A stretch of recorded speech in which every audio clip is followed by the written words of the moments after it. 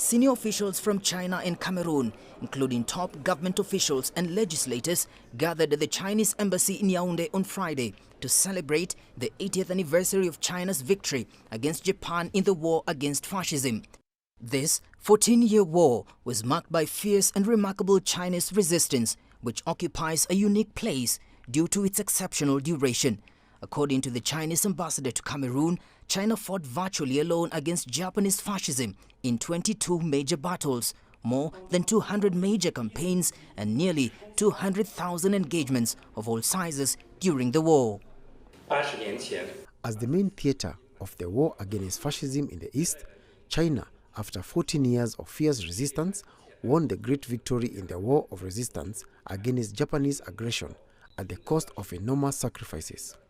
With more than 35 million dead and wounded, Chinese soldiers and civilians not only fought a bloody battle against the aggressors on Chinese soil, but also provided strategic and decisive support to the Allies, fighting both for the survival of their country and for justice for humanity in this epic and glorious war.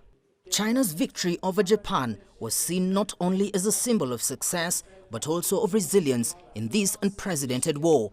It was later that Allied countries joined China to help in this fight that will deal the final blow to Japanese fascism. The end of the war will mark the birth of the United Nations, where China will become one of the key players.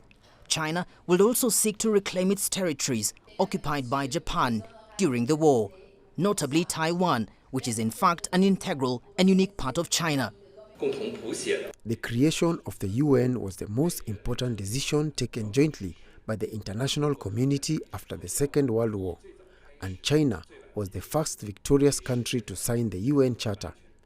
The return of Taiwan to China remains an important part of the achievements of the Second World War and the international order that followed.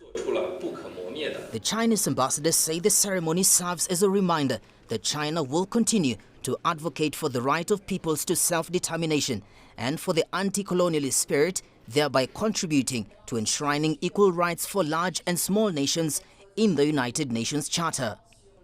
David Midi, CGTN.